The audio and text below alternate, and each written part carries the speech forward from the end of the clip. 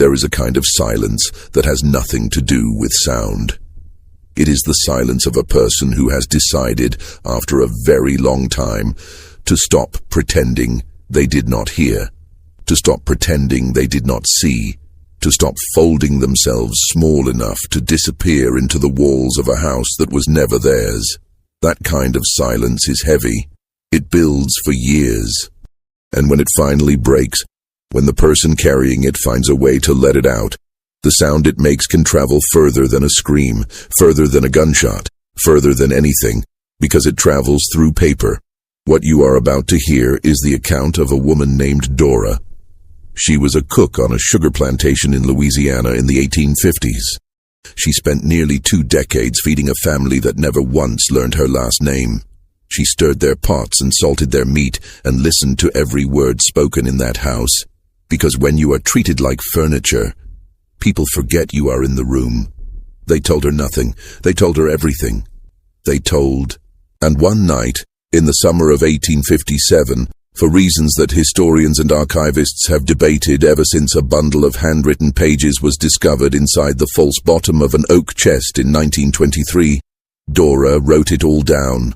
Every secret, every name, every night she had pretended not to hear. This is her story. Stay with it until the end. Because the most unsettling thing about what happened at Belhaven Plantation is not what Dora witnessed. It is what happened to the people who found out she had written it down. The Belhaven Plantation sat 12 miles south of Baton Rouge, Louisiana, on land that had been cleared, drained, and made productive through decades of labor that its owner, Gerald Haverfield, preferred not to think about directly. He thought about the yields instead.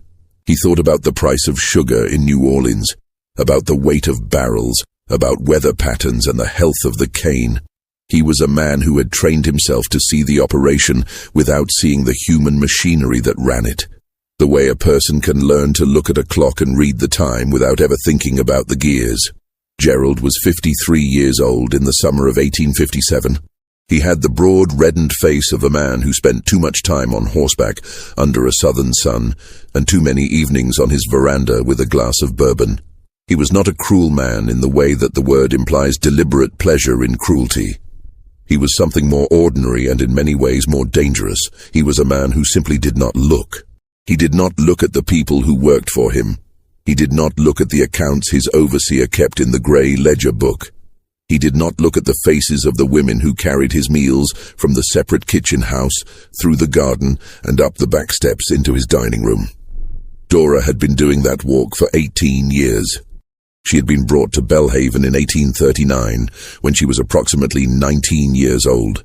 The records from the estate where she had previously lived were incomplete, as records for enslaved people often were, more thorough about livestock than about human beings. She had come to the plantation already knowing how to cook.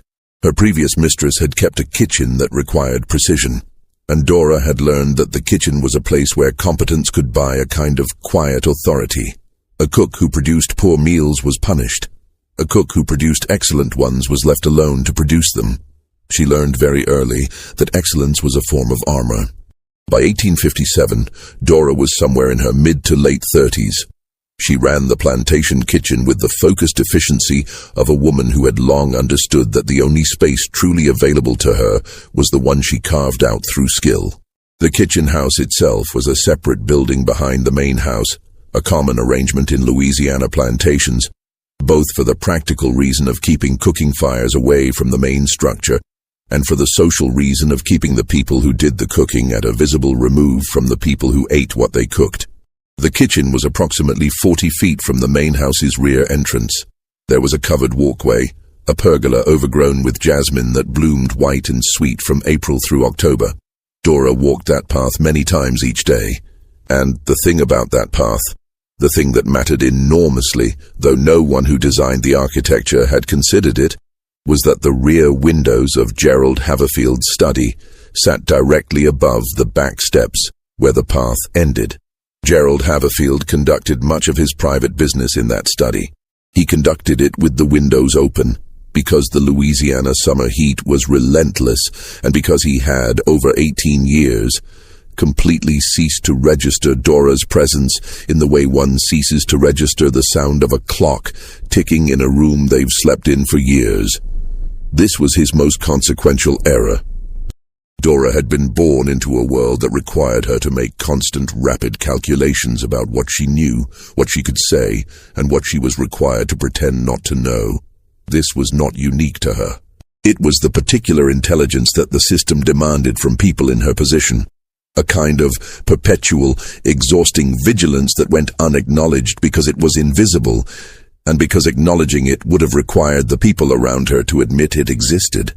She knew things about the Haverfield family that they believed were known only to themselves. She knew that Gerald's eldest son, Philip, 26, handsome in the way of men who have always been handsome and have done nothing interesting with it, was 3 months behind on debts he had accumulated in New Orleans that his father did not know about. She knew this because Philip had received 2 letters in the spring of that year, and she had been standing at the bottom of the main staircase when he read them, and the sound a man makes when he reads a letter that frightens him is distinctive, and she had listened. She knew that Gerald's wife, Cecily, a thin, precise woman from a Virginia family that had once had more land and prestige than money, and who had spent 20 years married to Gerald, compensating for what she privately considered a social disappointment, had been writing letters to her sister in Richmond that she did not send through the usual post. She sent them through a trusted friend in Baton Rouge, who posted them from there.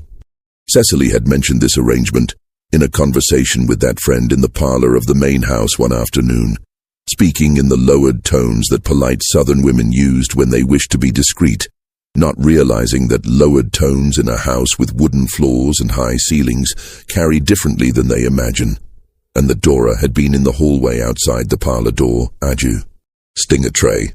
She knew that Gerald's younger son, Robert, 19, narrow and possessed of a nervous intelligence that made everyone in the household slightly uncomfortable, had been spending time in parts of the parish that his father would not have approved of, meeting with people his father would not have approved of, and reading documents that could have caused serious difficulties for the entire family. Had they come to the attention of certain men in Baton Rouge. She knew all of this the way a river knows the shape of its banks, passively, continuously, without being asked, and she had kept it the way water keeps the shape of a vessel, perfectly, and without effort. For 18 years what Dora knew had stayed inside her. It had no outlet. It had nowhere to go.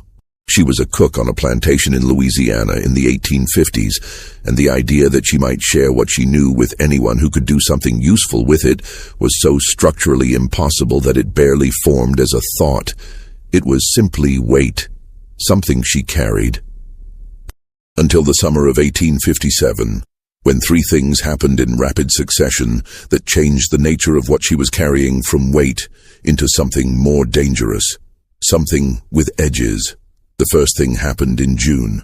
A man arrived at Belhaven who had not been expected. His name was Cyrus Holt, and he was, by his own description, a business associate of Gerald Haverfield's from Memphis, come south on a matter of some delicacy.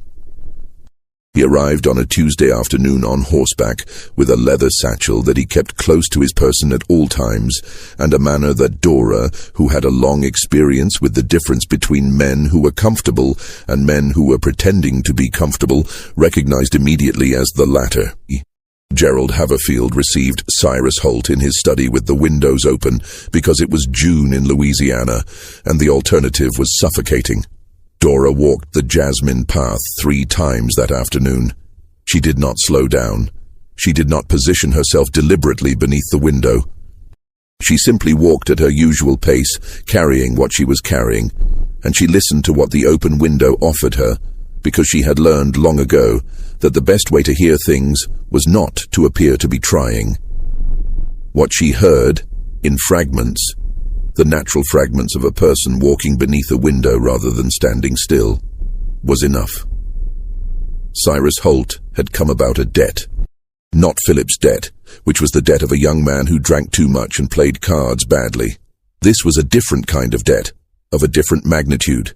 Gerald Haverfield had, it appeared, entered into an arrangement some years prior with a group of men whose business interests were, to put it in the language of 1857 Louisiana, irregular. The arrangement had been profitable for several years. It was no longer profitable, and the men Cyrus Holt represented were not patient men, and the figure that passed through the open window and reached Dora's ears as she walked beneath it was large enough that she felt something she hadn't expected. She felt frightened for the family, not because she cared for them. Exactly. It was something more complicated than care. It was the fear of the servant for the household, the particular anxiety of knowing that if the house falls, everyone inside it falls differently, but everyone falls. She took the food inside and said nothing. The second thing happened in early July. It involved Robert. Robert Haverfield had been, for the past year, quietly and carefully doing something that in 1857 Louisiana was not merely socially unacceptable, but actively dangerous. He had been attending meetings. Not political meetings in any formal sense, not the kind of meetings that men of his family's standing attended in town with other men of similar standing to talk about yields and tariffs and the price of things. Different meetings. Small gatherings in back rooms and private homes, the kind of meetings that left no public record and that participants referred to in correspondence only obliquely, in language that required a shared understanding to decode. Dora had known about Robert's activities for several months. She had seen the looks he exchanged with certain visitors. She had noticed which letters he opened before bringing them to his father's attention and which he pocketed. She had observed the pattern of his absences. But in early July, something changed. A man came to the rear of the kitchen house.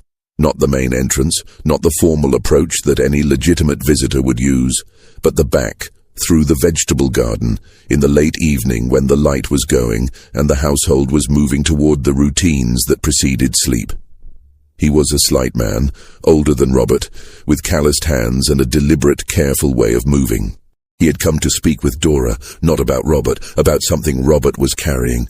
The man, he gave no name, and Dora did not ask for one, because she understood that names in this kind of conversation were dangerous things.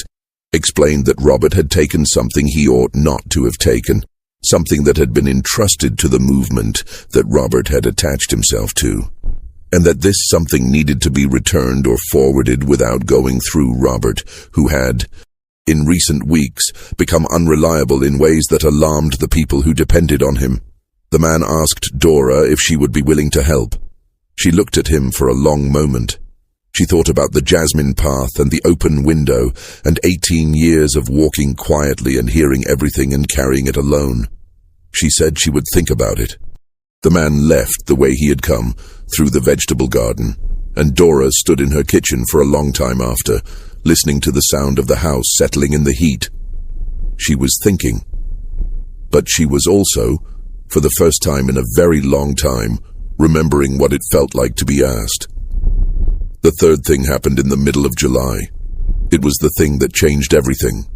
And it began with a conversation she was not supposed to hear, in a room she was not supposed to be near, at a time when everyone in the main house believed she was in the kitchen. She was not in the kitchen. She was at the bottom of the back staircase, having come up through the rear entrance to replace the candles in the hallway sconces, a task she typically performed in the afternoon, but which she had been delayed in doing because of preparations for a dinner that Gerald Haverfield was hosting that evening. It was past 4 o'clock. The hallway was dim, the shutters half closed against the afternoon heat. The study door was not fully latched. Gerald and Cyrus Holt were inside. Cyrus had not left after his June visit. He had stayed, which was itself unusual, and his continued presence had created a tension in the household that had been building for weeks. Gerald had told Cecily that Holt was helping with business matters, and Cecily, whose intelligence was considerable but whose access to her husband's affairs was structurally limited, had accepted this explanation with the particular expression of a woman who has learned not to ask questions and has trained herself not to regret not asking them. But this afternoon, through the unlatched study door, what Dora heard was not about the debt she already knew about. It was about a man who lived in Baton Rouge, a man who was, according to Cyrus Holt, asking questions he should not be asking. A man who had begun making inquiries about a series of transactions that connected Gerald Haverfield to the group of men whose representative Holt was, transactions that had occurred over a period of years, and that involved things that, if exposed in the right way to the right people, would destroy Gerald Haverfield entirely and implicate several other men of similar standing in the parish. Cyrus Holt was explaining, in a voice that was very calm and very precise, what he believed should be done about this man. Gerald Haverfield did not respond immediately. There was a long silence. Then he said something in a voice so low that Dora, at the base of the stairs, caught only part of it. The part she caught was enough. She stood very still. She finished replacing the candles. She walked back down the hall and out through the rear entrance and down the jasmine path to the kitchen house. She stoked the fire under the pot for the evening's dinner. She stirred. She salted. She thought about the man in Baton Rouge who was asking questions. She thought about the man who had come through the vegetable garden and asked if she would help. She thought about Philip's debts and Cecily's secret letters and Robert's dangerous meetings and 18 years of knowing and carrying and staying silent. And she began, in the back of her mind, to compose. If you've been listening this far, stay with us, because what Dora had collected over 18 years is about to become the most dangerous inventory you've ever heard of. And we're just getting started. The thing about being invisible in a house is that you are not actually invisible. You are simply categorized differently. You are furniture. You are appliance. You are part of the mechanism. And mechanisms are not expected to observe, so no one accounts for the fact that they do. Dora had been observing since 1839. She had a memory that she had never been given credit for because she had never been given the opportunity to demonstrate it. She could recall conversations from years past with the fidelity of a court stenographer. The exact words, the exact tone, the exact silences that fell between words, and that sometimes said more than the words themselves. This was not a gift she had cultivated for any particular purpose. It was something she had developed the way anyone develops a skill that keeps them safe, by necessity and over time. Let us consider what Dora knew by the summer of 1857. She knew the full architecture of Gerald Haverfield's financial life, not because anyone had explained it to her, but because financial anxiety is one of the loudest things a household can contain, and it expresses itself in the quality of meals requested, in the length of conversations conducted in the study after supper, in the way a man's shoulders sit when he comes to the dinner table. She had watched Gerald's body tell the story his mouth would not tell for years. She knew that Belhaven had been mortgaged in 1853. She knew this because she had overheard Gerald dictating a letter to his clerk that spring, and because she had seen the clerk's face when he returned to the plantation 3 days after posting it. And because when a man's face looks the way that Clark's face looked, the news is never good. She knew that the sugar yields had been declining since 1854. She knew this because of the dinner conversations, the way Gerald talked about the cane when the yields were good, expansively with the proprietary satisfaction of a man who equates his land's production with his own virtue, versus the way he talked about it in recent years, briefly, with a deflective quality, steering the conversation toward other things. She knew that Gerald had been entertaining men from New Orleans who were not the usual sort of men he entertained. She had served these men. She had watched them. They arrived in good clothes and they had the manners of men accustomed to being accommodated. But beneath the manners there was something else. A patience that was not the patience of men waiting for something good, but the patience of men who were certain of an outcome. She had learned over many years to distinguish between these two kinds of patience. The men from New Orleans had come several times between 1853 and 1856. After 1856, they stopped coming to Belhaven. Instead, Cyrus Holt came. This distinction was not lost on Dora. What Dora knew about Philip was, at its core, the story of a young man who had been given everything except the capacity to manage it. Philip Haverfield had grown up as the heir to something, the plantation, the position, the particular social standing that came with owning land and being white in Louisiana in the middle of the 19th century. He had grown up knowing he would have these things, and this knowledge had produced in him a confidence that was real but hollow, the way a building can look solid from the outside, while the interior structure is compromised. He had gone to New Orleans for the first time at 18 and had returned different. Not obviously so, not in ways his parents would have immediately recognized, but different in the way that a person is different when they have discovered something about themselves that their family's world has no vocabulary for. Dora had recognized the change immediately. She had seen it in the way he ate, hurriedly, as though meals were interruptions, and in the way he moved through the plantation house, restlessly, as though he were always on his way somewhere else, always waiting to leave. He had been going to New Orleans regularly since then. He brought back gifts for his mother, excuses for his father, and debts that grew with each trip with the patient consistency of compound interest. The men he owed money to were not men who would wait indefinitely.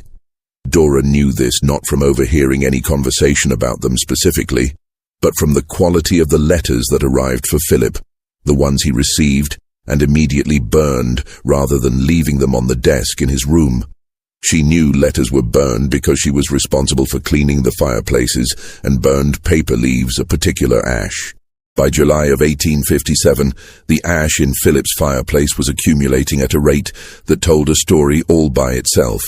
Cecily Haverfield was the most complicated person in Dora's world, and the one she had spent the most time thinking about.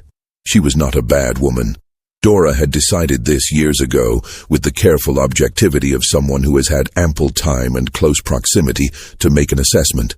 Cecily was a woman who had made her choices within the narrow set of choices available to women of her position in her time, and she had made them efficiently and without visible regret, which is not the same as making them happily.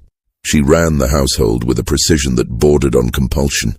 Every surface in the main house was maintained at a standard that required constant effort from the people who maintained it. She entertained with a graciousness that guests remembered and remarked on. She dressed carefully and spoke carefully, and managed the family's social relationships with the strategic attentiveness of a diplomat. But she was not happy. Dora knew this the way she knew most things about the family, from proximity and observation. She knew it from the way Cecily sat at the breakfast table when Gerald had already gone out for the morning. The particular quality of stillness that came over her, the way she would hold her coffee cup with both hands and look out the window at the garden and not see anything she was looking at. The letters to her sister in Richmond were the most revealing thing about Cecily, and they were also the most dangerous, because the sister in Richmond was not writing back through the usual channels either. And the letters the sister was sending, which arrived occasionally, addressed in a hand that Cecily always took directly, never leaving on the front table where the mail was usually sorted, were not ordinary letters. Dora did not know their full content. She was not in the habit of reading letters that were not addressed to her, and in any case, Cecily kept hers private in a way that would have made access difficult. But she knew something of their content from Cecily's responses to them, from the way Cecily's posture changed after reading them, the way she would sometimes go directly to the writing desk in the parlor after reading and write immediately, with a speed and energy that was different from her usual correspondence. The sister in Richmond was helping Cecily plan something. Dora did not know what, but she had been watching the pattern for almost a year, and patterns, in her experience, always resolved eventually into something recognizable. Robert was the one who worried her most. Not because of the danger of what he was involved in, though that danger was real and she understood it clearly. What worried her about Robert was something more specific, the gap between his intelligence and his judgment. He was a genuinely bright young man. She had seen this since his childhood, in the way he read, voraciously, systematically, with the absorption of someone who was not performing literacy for social purposes, but actually consuming ideas.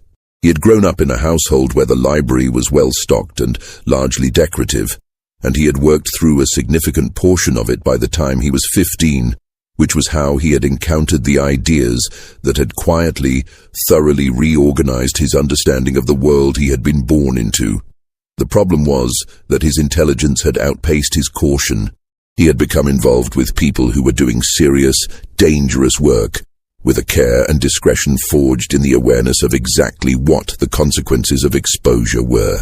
Robert, who had come to these ideas through reading rather than experience, had not yet developed that same bone-deep understanding of consequence. He was careful in the way a person is careful when they understand a rule intellectually, not the way a person is careful when they have watched what happens to people who are not. The man who had come through the vegetable garden in July had said Robert was becoming unreliable. He had not elaborated, but Dora understood what the word meant in the context. Unreliable did not mean disloyal. It meant careless. And careless, in 1857, Louisiana, was a word with consequences that extended far beyond the person being careless. She had watched Robert at dinner in the weeks following the man's visit. She watched the way he listened when his father talked, with a contained intensity that to Gerald probably looked like attentiveness, but that Dora recognized as something else entirely. She watched the way he occasionally looked at his plate rather than his father's face when Gerald said certain things, the careful control of an expression that wanted to change. He was building toward something. She could feel it the way you feel weather before it arrives, a change in the pressure of things, and she did not know if when it arrived it would break cleanly or break everything. Don't go anywhere. What happens next is the part that explains why this story was hidden for 60 years and why, when it was finally found, the people who found it weren't sure they should have. Dora could not read. This is important to establish clearly because it changes the nature of what she eventually did, and because the act itself, the act of writing it all down, required something that she did not have access to in the ordinary course of her life in 1857. She had not been taught to read. This was not an accident. Louisiana, like all slaveholding states, maintained laws prohibiting the formal education of enslaved people, laws that reflected a correct understanding on the part of the people who wrote them, that literacy was a form of power, and that power was precisely what the system required its enslaved population to be denied. But Dora had learned things anyway.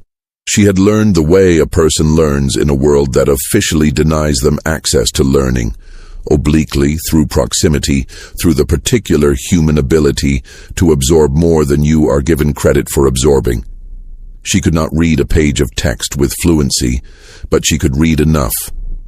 She had learned her letters over years of kitchen proximity to household papers, menus written in Cecily's precise hand and left on the kitchen table, lists, notes, labels on supply jars. She had cross-referenced these with sounds she heard, the way a child learns language before they are taught to, by pattern, by context, by repetition. She could write her name. She had learned this much at her previous household from another woman who had learned it the same way. She could write approximately 40 words with reasonable confidence. Words she had practiced in the ash of the kitchen hearth when she was alone, words she had learned from labels and lists and the occasional scrap of paper that passed through her kitchen. This was not enough to write a comprehensive account, but it was not the only tool she had. There was a boy named Lenny. He was 14 years old in the summer of 1857, and he worked in the Haverfield stables. He was small for his age, quick, and possessed of a quality of attention that, in a different world, would have been called scholarly. He had learned to read through a method that was both common and officially invisible in plantation households. He had listened to the lessons given to the Haverfield children by their tutor, standing outside the schoolroom window on the pretense of various maintenance tasks, and he had listened for years, with the same systematic patience that Dora brought to overhearing conversations through open windows. He was better at it than Dora. He had started younger. Dora had known about Lenny's literacy for approximately 3 years. She had known because she had seen him reading, not performing the presence of reading, not holding something upside down or turning pages at random intervals, but actually reading, the way a literate person reads, with his eyes moving and his lips occasionally shaping words, and his face responding to content. She had seen this on 2 occasions, in moments when he had believed himself unobserved, and she had not said anything about it to anyone. She had simply noted it and waited. In the late summer of 1857, she told Lenny what she needed. She was careful about how she asked. She understood the full weight of what she was requesting, not just the risk of the act itself, but the particular risk of asking a 14-year-old boy to carry any portion of that weight. She thought about this for several days before she spoke to him. She thought about whether there was another way. There was not another way that she could find. She came to the stables one evening after the main house had gone to supper. She told him, in plain and specific terms, what she needed him to do. She did not minimize the risk. She did not pretend that what she was asking was ordinary. She looked at him directly, in the way that she knew adults in that household did not look at him, and she gave him the choice. He said yes. Then he looked at her with those quick, serious eyes and said, "Where are we going to get the paper?" This was, of course, the central practical problem. Paper in a plantation household was not casually available. It was kept in the study, in Cecily's writing desk in the parlor, in the schoolroom. Taking it in quantity sufficient for what Dora needed to do would be noticed. It took them 2 weeks to solve this problem. The solution came from an unlikely source: the inventory of the supply room, which Dora managed, and for which she was responsible for keeping basic written records, a concession made to practical necessity because the plantation's kitchen required a written inventory for the overseer's accounting. And since Dora ran the kitchen, she was the one who maintained it. The records she kept were basic, and the paper she used for them was coarse wrapping paper rather than the fine stationery in the study. But it was paper.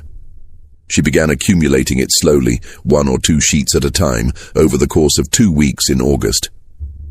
She recorded the missing sheets by entering them in the inventory at slightly different intervals, so that the total count remained consistent when reviewed. It was a small and precise deceit, the kind that she was capable of because 18 years of careful observation had taught her exactly how often the supply records were checked, and by whom and with what level of attention. By mid-August, she had enough paper. The ink was a different problem, solved more simply. Lenny stole a small bottle of writing ink from the schoolroom supply closet, replacing it with a bottle of similar size that he had filled with water tinted with kitchen blacking. The replacement was imperfect, but it would not be discovered quickly, and quickly was all they needed. They were ready. She did not write it herself. This is critical to understand. Dora dictated, and Lenny wrote. They worked in the kitchen house after the main household was asleep, which in summer in Louisiana meant well past 10 o'clock, when the heat of the day finally began to release its grip, and the house settled into the particular sounds of sleep. The creak of beds, the sound of Gerald's light snoring that carried through the open windows, the eventual silence of even the dogs. The first night, they sat for nearly an hour saying nothing, while Dora organized herself. She had never done anything like this before. She had thoughts, she had memories, she had 18 years of accumulated knowledge. But the act of translating that into something sequential and recordable was a different task than simply knowing things, and she needed time to understand the structure she was going to use. Lenny waited with the patience of a boy who has spent years doing exactly this, waiting, observing, staying still long enough for the world to show him more than it meant to. Eventually she began. She did not start with the most dramatic thing. She started at the beginning, with what she had observed in the first years after her arrival, the shape of the household as she had first understood it, the personalities as they had first presented themselves to her. This was a choice that reflected something about how she thought, and it made what came later more legible and more terrible, because by the time she reached the events of 1857, the reader would understand exactly how each person had arrived at the moment they were now in. She spoke quietly and directly. Lenny wrote quickly, in a hand that was not beautiful but was clear. The hand of someone self-taught and practical, aimed at legibility rather than elegance. They worked for approximately 2 hours the first night. Then Dora stood, stretched, covered the pages under the loose board in the floor of the kitchen, where she kept the few small things that were hers, and went to her sleeping place. They did this for 9 nights. 9 nights. The kitchen house had no clock, but Dora had an internal sense of time that was accurate to within a quarter hour, a capacity developed over years of managing the precise timing that cooking requires. She knew how long each night's session lasted. She knew on the fourth night that they had covered approximately half of what she needed to say. She knew on the seventh night that they were approaching the part that was most dangerous to put on paper. She did not hesitate. She had already decided by the time she sat down on the first night that if she was going to do this at all, she was going to do it completely. Partial truth, she understood, was just a more elaborate form of silence. And she had been silent long enough. So she told Lenny about the conversation she had heard through the study window in June. She told him about Cyrus Holt and the nature of the debt and the men from New Orleans and the figure that had floated through the open window and settled in her mind like something she had caught in a trap and could not release. She told him about the man who had come through the vegetable garden and asked about Robert.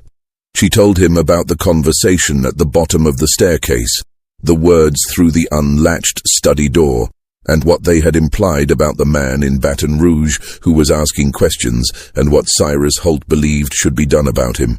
Lenny's hands slowed when she got to this part, not because he was struggling with the writing, but because he was processing what he was writing, and the processing was taking a moment that his hand needed to reflect. She waited. He looked up at her. She looked back. She said, "Keep writing." He kept writing. She also told Lenny things she had not told anyone before. She told him about a death. In 1851, a man named Terence had died on the Belle Haven plantation.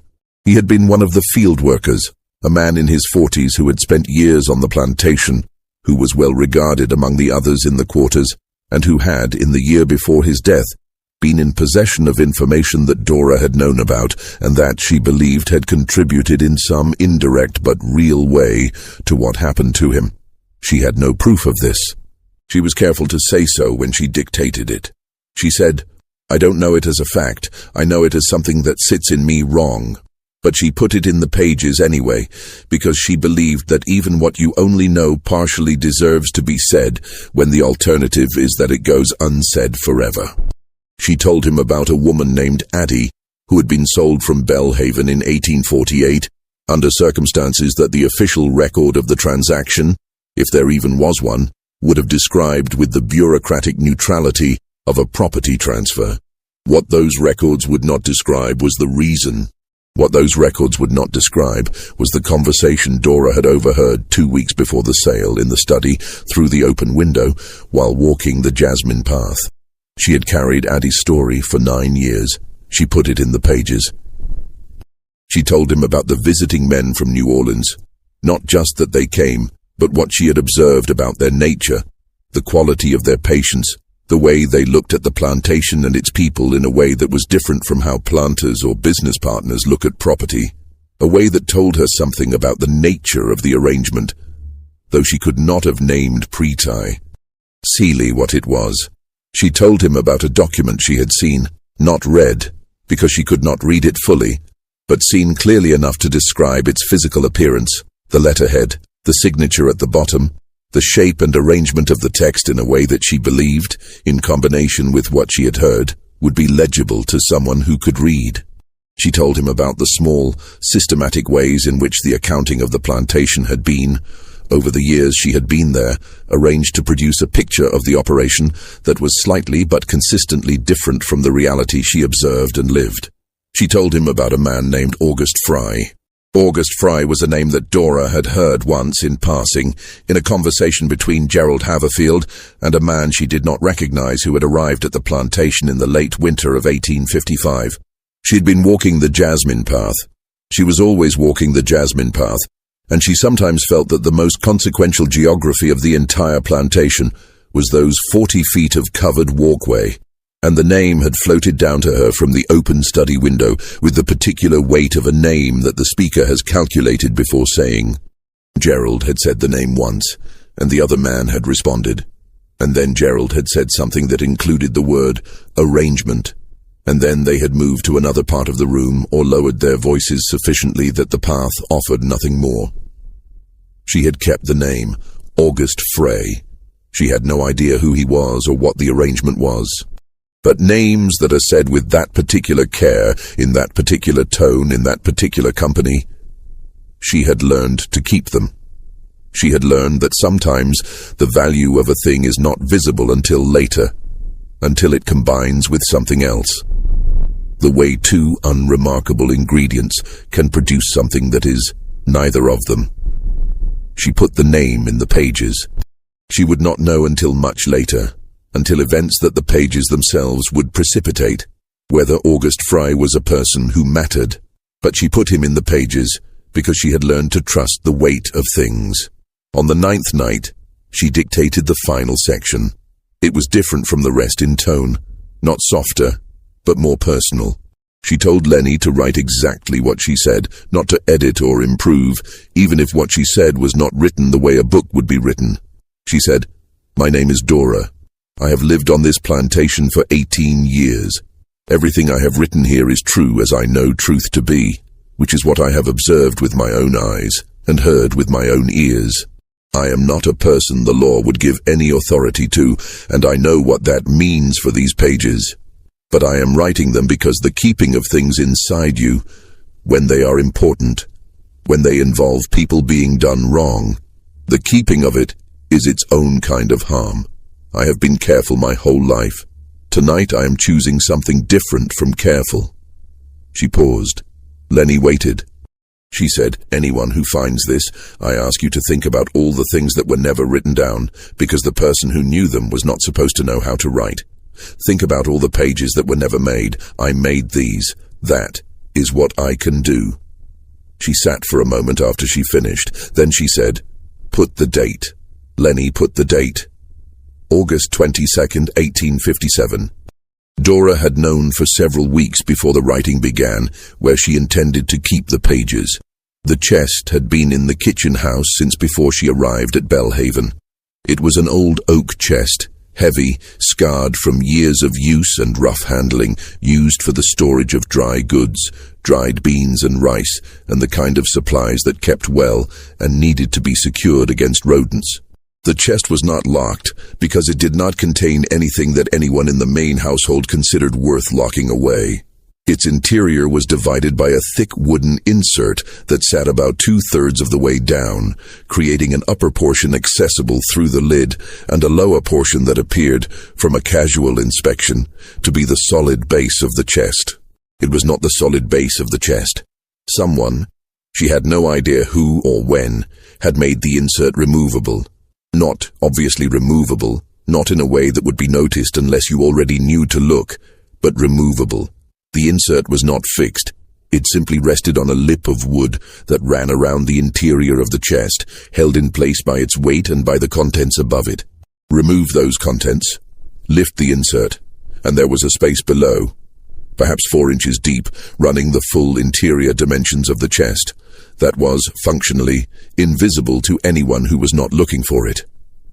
Dora had found this space in her second year at Belhaven, when she had dropped a dried bean that had rolled and fallen behind the insert. She had reached in to retrieve it, and her hand had found the space. She had told no one. She had replaced the insert, replaced the beans, and filed the knowledge away. For 15 years the space had been empty. Now it would hold the pages. She wrapped them in a piece of oiled cloth she had saved from a supply delivery. The kind of oiled cloth used to wrap tools for storage, which would protect the paper from the moisture that was inevitable in a Louisiana kitchen. She folded the cloth carefully around the pages, tied it with a length of kitchen twine, and placed it in the space below the insert. She replaced the insert, replaced the bags of dried rice and beans, and closed the lid. She looked at the chest for a moment. She felt something that she did not have a word for, not exactly relief, not exactly satisfaction, not exactly fear. Something that was all of these, and none of them. The feeling of having done something that cannot be undone, when you have decided that undoing was never the point. She went to bed. September arrived in the manner of Louisiana Septembers, not with any noticeable cooling. That was weeks away yet. But with a quality of light that was different from August, a slightly altered angle that made the shadows longer in the afternoon and gave the evenings a quality of something concluding. Dora watched the household with particular attention in the first days of September. She watched because things had been shifting in the weeks since Cyrus Holt's arrival, and the shift was accelerating. She could feel it in the quality of conversations at the dinner table, the way Gerald spoke more precisely than usual, choosing words with a care that was different from his normal directness, the care of a man who is deciding what to reveal, and to whom. She could feel it in Philip's absences, which had become more frequent and less explained. She could feel it in Cecily's posture at meals, the particular alignment of a woman who is preparing for something. And she could feel it most particularly in Robert, who had become in the past 2 weeks very quiet. Robert's quiet was not the quiet of a person at peace. It was the quiet of a person who has made a decision and is waiting for the right moment to execute it. She knew this quality of quiet because she had lived in it herself all summer. On the 5th of September, a letter arrived for Gerald Haverfield. She knew it was significant not from its content, which she did not see, but from what happened to the household after it arrived. Gerald received it in the morning, read it in his study with the door closed, and then went to find Cyrus Holt, who was staying in the guest room at the rear of the main house. She knew Gerald had gone to Holt because she heard him on the back staircase. She recognized his footfall precisely, 18 years having made her an expert in the particular ways each member of the household moved through the house, and then heard him knock at a door and enter. The conversation behind that door lasted approximately 40 minutes. When Gerald emerged, he went directly to the stables and requested a horse. He rode out within the hour. He did not return until after supper. When he came back, he ate what was sent to his study on a tray, rather than coming to the dinner table, which was unusual enough that Cecily came to find Dora in the kitchen to ask if something was wrong with the food, because she was concerned about Gerald and looking for an explanation that did not require her to go to Gerald himself. Dora said the food was fine. She said Mr. Haverfield had perhaps had a tiring day. Cecily looked at her with an expression that was not quite what it presented itself as, not quite the expression of a woman merely inquiring about dinner logistics, and then nodded and went back to the main house. Dora stood at her kitchen fire and stirred what was in the pot. She thought about the man in Baton Rouge who was asking questions. On the 9th of September, Philip left for New Orleans. This was not unusual in itself. He went to New Orleans regularly, but the circumstances of this departure were different. He left early in the morning before breakfast, without the usual social performance of departure, without the goodbye to his mother that was customary, without the instructions to the household staff that a man going away for some length of time typically gives. He simply left. Dora knew he had gone because one of the girls who worked in the main house mentioned it in the kitchen that morning, confused about whether she was still supposed to prepare his room. She told the girl to prepare it as usual. Then she stood for a moment thinking about what Philip's sudden quiet departure meant in the context of everything else that was happening, and concluded that it meant he knew something was coming and had decided that distance was the appropriate response. Philip Haverfield, in Dora's long assessment of him, was not a person who stayed when things became difficult. He left. He had been leaving for years, in small ways and large ones. This was simply the most decisive version of a pattern she had observed since he was old enough to choose. On the 12th of September, Robert came to the kitchen. He did not come for a reason related to food. He stood in the doorway for a moment, looking at her in a way that he rarely looked at her, directly, with the quality of someone who is seeing rather than merely looking. He asked if she had a few minutes. She said she did. He came inside and sat at the corner of the kitchen work table, the corner where the light from the window was good, and he was quiet for a moment, and then he said something that she would write down later, after the fact, in her own words, in the space of a letter she sent through a channel she will not specify here, a letter that ended up as part of a later archive, and which is why we have our account of what he said. He said, "Dora, I need you to know that whatever happens in the next few weeks, I'm going to make sure that the people in the quarters know what they need to know to make the right choices." He paused. "I need you to know that I know it matters." She looked at him. She said, "What's going to happen in the next few weeks?" He looked at his hands. He said, "I'm not sure of all of it, but things are going to change." She said, "Things always change, Mr. Robert." He looked up at that. He said, "Not like this." She did not tell him about the pages. She looked at him and thought about the 14-year-old boy in the stables who had written them, and about the oilcloth and the false bottom and the oak chest and the 15 years of empty space that had finally, in the last month of summer, been put to use. She said, "I know." He left. She went back to the fire. On the 14th of September, 2 things happened. The first, a stranger came to the plantation. He arrived in the late morning on a hired horse, carrying a document that he required Gerald Haverfield to sign for, which meant he had to be admitted to the study, which meant Dora was informed of his presence by the girl who managed the front entrance, who came to tell Dora that a visitor had arrived so that Dora could prepare a refreshment tray. Dora prepared the tray. She walked through the house. She set the tray on the hallway table outside the study and knocked. Gerald's voice said, "Come." She entered with the tray, set it on the side table, and left. The operation took approximately 45 seconds. In those 45 seconds, she saw the stranger clearly. She saw the document on Gerald's desk, partially unrolled. She saw Gerald's expression. The stranger was from Baton Rouge. She did not know this absolutely, but she was near certain, from a detail she had observed, that she could not explain without revealing more than she wishes to explain here. A small, specific, observable detail that told her something about where he had come from. Gerald's expression was the expression of a man who has received what he feared and has been required to receive it in the presence of a witness and cannot show what he feels. She left the study. She walked down the hall. She went back to the kitchen. The second thing that happened that day, Cyrus Holt left Belhaven. He left quietly in the afternoon with his horse and his leather satchel. He said goodbye to no one that Dora was aware of. He simply was there, and then was not there, which in itself was a kind of information. You've come this far with us. What happens in the next days is the part that explains why these pages were sealed away for decades. Stay with us. The household held its breath. Dora had never felt this quality in a place so strongly before.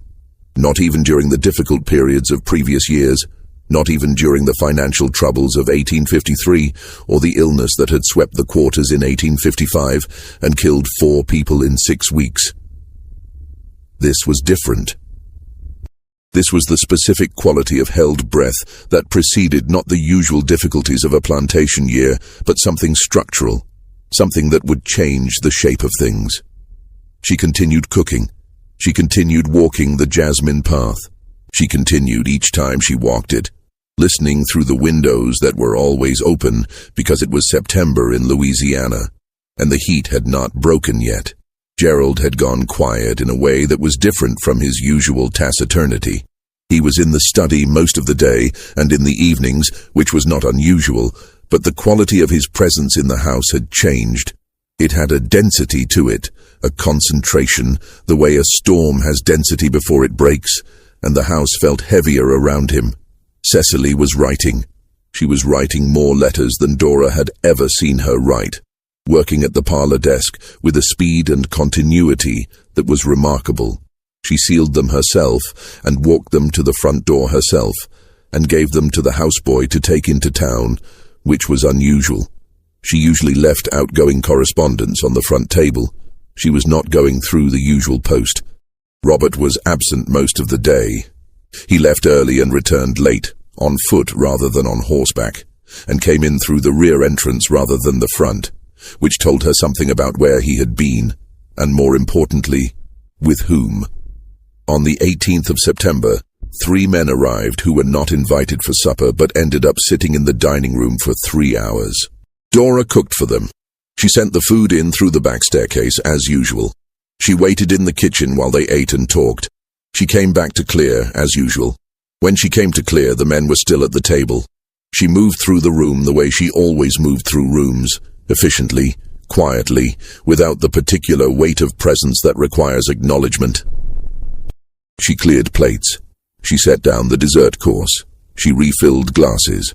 The conversation continued around her with an occasional lapse, not quite a pause, but an adjustment, a slight narrowing in the breadth of what was said while she was in the room. This was the standard adjustment that people made in her presence. A compromise between the desire to speak freely and the awareness that she was present, resolved in the usual direction, assuming that her presence was equivalent to absence. She was not absent.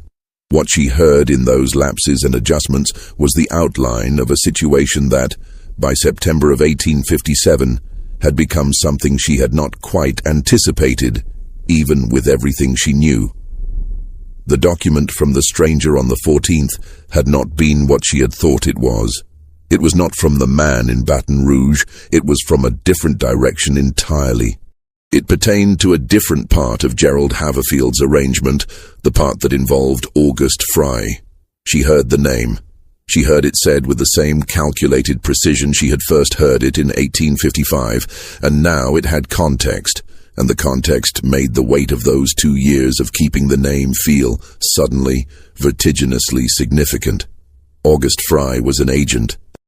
He worked variously and with great flexibility of allegiance for several different interests, and the interest he had most recently been working for was one that had been investigating the arrangement between Gerald Haverfield and the men from New Orleans for the better part of 2 years. She cleared the table. She went back to the kitchen. She stood at the fire and thought about a name she had kept for 2 years and what it meant that it had finally showed her what it was. On the 22nd of September, Robert did not come home. He had left that morning as usual, on foot through the rear, and by supper he had not returned, and by the time the household closed up for the night and the lamps were extinguished, he was still not back. Gerald did not send anyone to look for him. This was the detail that told her the most. In a household where the heir's movements had always been tracked with the anxious attention of parents who understood that their son's behavior had consequences for the family's standing, the absence of a search was not an oversight. Gerald knew where Robert was, or he knew in broad terms what had happened to Robert's presence, and he had decided, deliberately with whatever feeling was behind that decision, to let the absence stand. She did not sleep well that night. In the days that followed, the plantation operated on its surface as it always had. The cane was at the stage in the growing season that required a particular kind of attention. The kitchen produced 3 meals a day. The household routine continued its rhythm. But underneath the surface, Dora felt the structure of things shifting. Cecily had received a letter that made her, for an afternoon, stop pretending. She sat in the parlor with the letter in her lap, and her hands in her lap, and her face doing something she did not manage to smooth back into its usual composed arrangement before Dora had crossed the hall with a tray and seen it. Dora set down the tray and left without being dismissed, which was irregular, and Cecily did not call her back. October came. Philip did not return from New Orleans. Robert had sent word, not to the main house but to the quarters, through channels that had their own architecture and their own efficiency, that he was safe, and that people should know certain things and should make certain decisions accordingly. Dora heard this not from Robert directly, but from others who heard from others in the way that information moved in the parts of the plantation that the main house did not think of as having channels. Gerald Haverfield received several more documents over the course of October. She knew this from the steady traffic of men with satchels coming through the front door, and from the weight of Gerald's silence at the occasional meals he still took in the dining room. He had stopped riding out in the mornings. He had stopped going into town.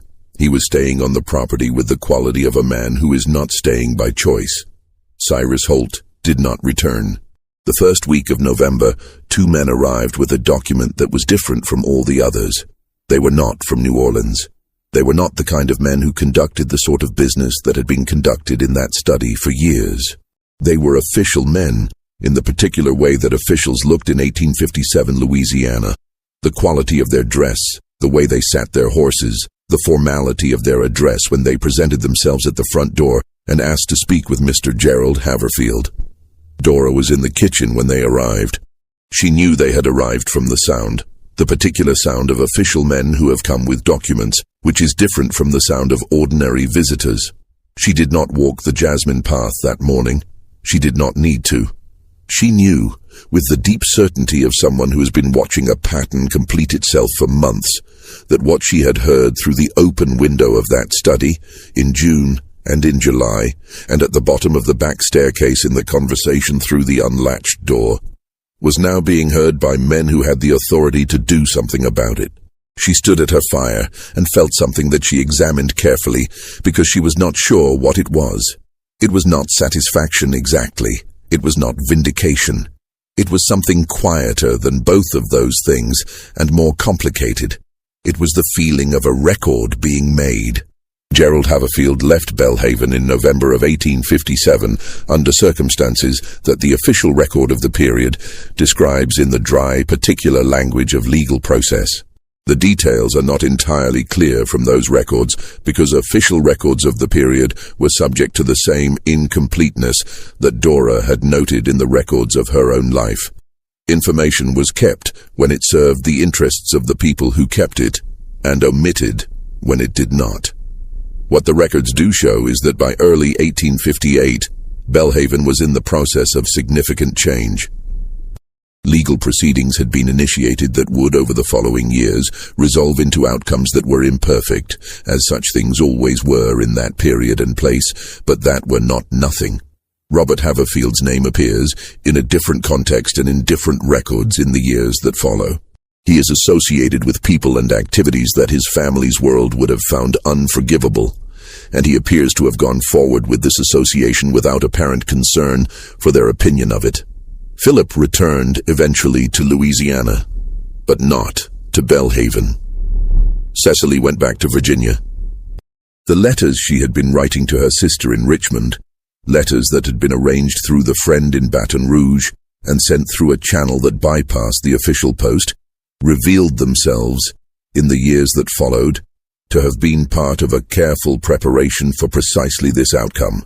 Cecily Haverfield had, with the efficiency she brought to all things, made arrangements. She was a practical woman. Dora remained at Belhaven through the transition period. This is one of the things that the pages make clear, or rather, that the secondary account she sent through the later channel makes clear. The letter that arrived in an archive and was eventually connected through careful scholarship in the 1970s and 80s to the pages themselves.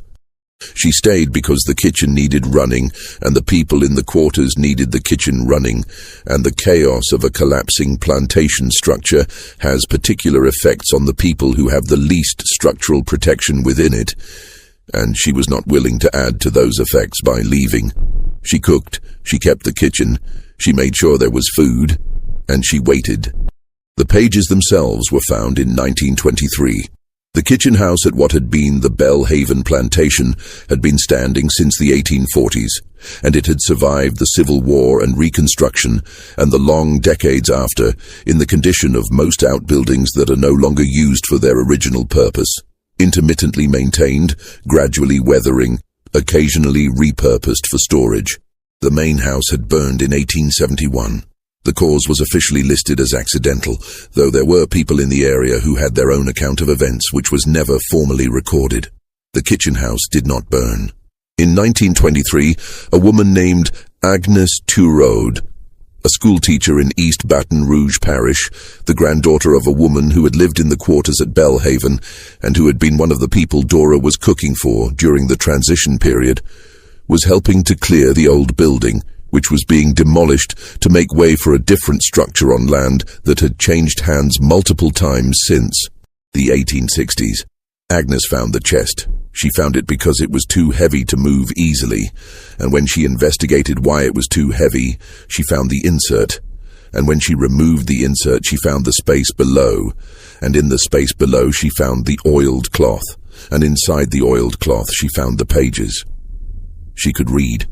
Her grandmother had made sure of that. She sat down on the floor of the old kitchen house with the pages in her lap, and she read them. It took her most of the afternoon.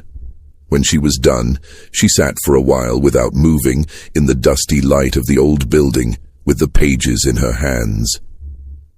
Then she made a decision that would take her years to fully execute, that would require her to navigate institutions that were not designed to receive what she had found, that would cost her more time and effort and occasional grief than she had anticipated when she sat on that floor.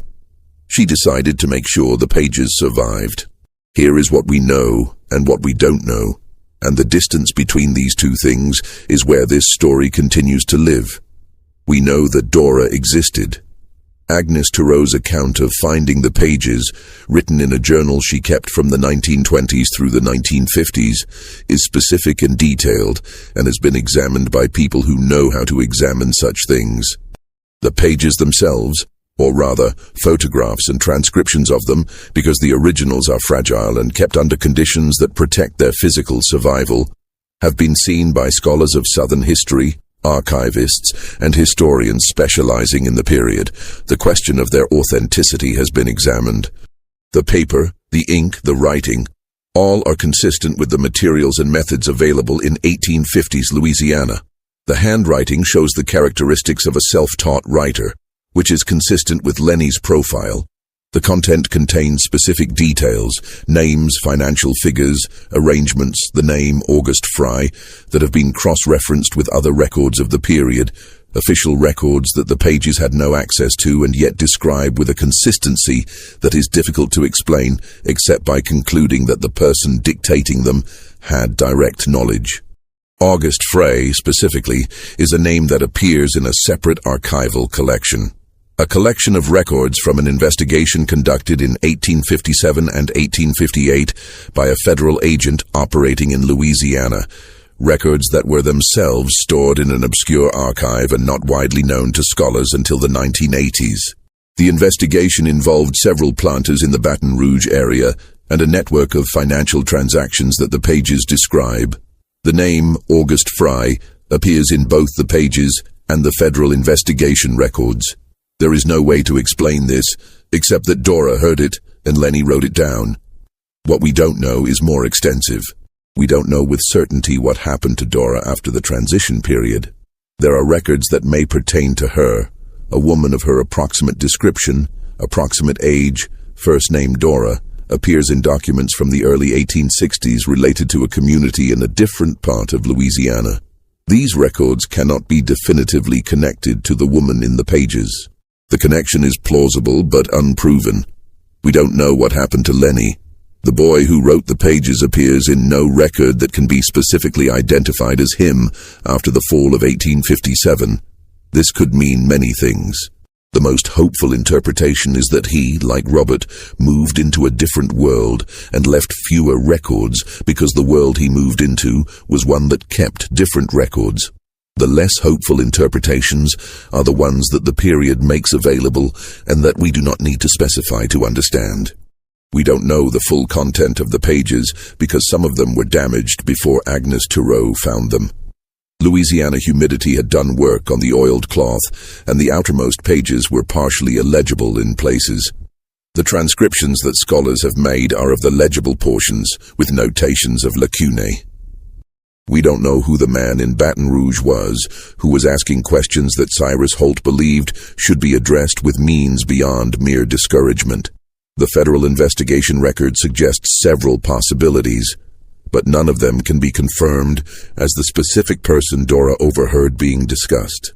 We don't know, and can never know, how many conversations Dora heard that she did not put in the pages because they did not seem relevant, or because the 9 nights were finite, or because some things she carried in herself and chose not to externalize. The pages are what she chose to put outside herself. They are the record she decided to make. Everything beyond them is the larger archive that no system of records ever built was equipped to hold. The archive of what was known by people who were not supposed to know it, preserved in nothing but memory, for no span of time except a lifetime. We're near the end now. But before we get there, there's something you need to know about what happened after Agnes found those pages. Because what she found wasn't just a document. It was a map of consequences. Stay with us. Agnes Turo spent the years from 1923 to 1938 doing something that required more patience and strategic intelligence than most of the activities that history tends to reward with recognition. She was trying to get someone with institutional standing to care about a bundle of handwritten pages found in the false bottom of a kitchen chest on a former Louisiana plantation. She approached libraries, she approached universities, she approached newspapers. She approached the offices of people she believed would understand the historical significance of what she had found. The responses she received ranged from polite disinterest to something less polite. This is not surprising. 1923 was not a moment in American history when the institutions she was approaching were particularly well configured to receive what she was offering. The South of the 1920s was a particular place, and Louisiana was a particular state within it, and the story that Dora's pages told was a story about a family whose descendants might still have interests and the ability to express them. She did not stop. She kept the pages safe, and she kept approaching people, and she kept a journal of her efforts that is as valuable in its own way as the pages themselves, because it documents the second layer of the story of what happens to truth after it is written down and before it is received. In 1938, she found someone, a young historian named Emmett Kavanaugh at a small college in New Orleans who was working on a study of Louisiana plantation economics in the antebellum period and who had encountered, in the course of that research, the federal investigation records that mentioned August Frey. He had been confused by that name, by its oblique significance in the records, and had been trying to understand it for several months. Agnes showed him the pages. He understood immediately. He also understood immediately that getting this material into a form that could survive institutional processes would require time and care and a level of discretion that the material itself seemed in some way to call for. He and Agnes corresponded for several years. He cited the pages obliquely in a monograph published in 1941. He did not name his source, and Agnes was not named in the acknowledgments. At her request, because she was a school teacher in a parish where being known as the person who had surfaced this material could have made her professional life considerably more difficult. This too is part of the story. The pages eventually reached an archive. In 1949, Agnes Thureau deposited them, the originals, carefully preserved in the oiled cloth she had also kept, with a specific archive at a specific institution that she had spent years identifying as the most likely to hold them properly. An institution that had a particular commitment to collecting the records of people whose records were not usually collected, that had been founded with exactly this gap in the historical archive in mind. She accompanied the deposit with a written account of how she had found the pages, the story of her grandmother's connection to Belhaven, and the history of her efforts to find them a home. She also included the journal.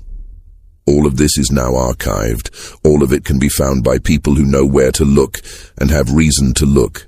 The scholarly examination that produced the most complete account of what the pages contain and of what they mean in the context of the other records they connect to was published in 1987 by a historian whose name is in the public record and who spent several years working with the material in the archive. The account is careful and scholarly and methodologically precise. It does the things that good historical scholarship does. It establishes provenance, it cross-references, it acknowledges uncertainty, it argues for a reading rather than imposing one. It also contains at its conclusion a passage that is worth quoting, because it articulates something about these pages that all the methodology cannot fully account for. The remarkable thing about Dora's account is not that it exists. It is that it survived. The institutional conditions of the antebellum South were comprehensively designed to prevent exactly this kind of record from being made, and the conditions of the subsequent 100 years were not much more hospitable to its preservation. That this bundle of pages traveled from the false bottom of an oak chest in a Louisiana kitchen house to an archive where it can now be read by anyone with a library card is not a small thing. It is, in fact, a very large thing. A fact about human persistence that is more interesting, finally, than most of the facts about human cruelty that the pages themselves contain. The ending that is also a beginning. There are things that Dora could not have known when she sat in her kitchen in August of 1857 and began to dictate. She could not have known that the pages would survive. She put them in the best hiding place she had available, and she covered them with beans and rice, and she went to bed. And whatever she believed or hoped about their future, she was not in a position to guarantee it. She had done what she could do, and the rest was not in her hands. She could not have known that a woman she had cooked for, a woman in the quarters whose name was Celestine, and who had sat in that kitchen more evenings than either of them could count and eaten what Dora made and talked and listened, would have a daughter who would have a daughter who would one day come to clear an old building and find a chest too heavy to move and change the course of a docu, meant that had been waiting 66 years for someone to come. She could not have known that the name August Fry, which she had kept for 2 years without knowing its value, would be the key that unlocked the academic credibility of everything else she had said. She could not have known, and could not have been expected to know, that what she was making in those 9 nights in the kitchen, crouching over pages with a 14-year-old boy who wrote in a self-taught hand by the light of the kitchen fire, was a document that would be read in the 20th century by people who understood it to be, among other things, a map of how a certain kind of power arranges itself and a record of the particular intelligence required to navigate it from below. She knew only what she knew. She knew it was true. She knew it mattered. She knew she was tired of carrying it alone. She wrote it down.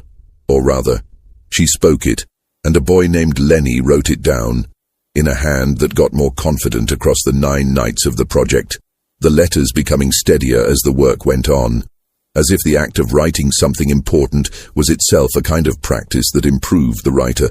By the last page, Lenny's handwriting was different from what it had been on the first. Scholars who have examined the originals have noted this. The hand that wrote, "My name is Dora," at the bottom of the final page, with the date August 22nd, 1857 beneath it, was measurably more assured than the hand on the first pages. What happened to Lenny, whether he used that hand again, in what context, in what life, is one of the things we don't know. But he had it. Whatever came after, he had that much. The jasmine path behind the Bellhaven kitchen house no longer exists. The kitchen house no longer exists. The land has been through multiple owners and multiple configurations, and the specific geography of that 40-foot covered walkway where Dora walked every day for 18 years and listened through open windows has long since been absorbed into a different landscape. But in an archive, in a building that was built specifically to hold these kinds of things, in a folder inside a box, inside a drawer, there are pages. They are not in great condition, but they are legible. The scholars who have transcribed them have done so carefully, noting every lacuna, every damaged word, every place where the humidity of a Louisiana kitchen over 66 years won against the oiled cloth. The words that survived are the words that Dora chose to say, and Lenny chose to write, and an oak chest chose, by virtue of the peculiarity of its construction, to keep. And in the margin of one of the middle pages, not in Lenny's hand, but in a different hand, smaller and more careful, there is a single notation that scholars have puzzled over since the pages were first examined. It is not part of the dictated text. It appears to have been added later, not long after, but later, in ink of a slightly different consistency. It says, "She knew everything. She was always listening. No one knows who wrote it. No one knows when. It is there.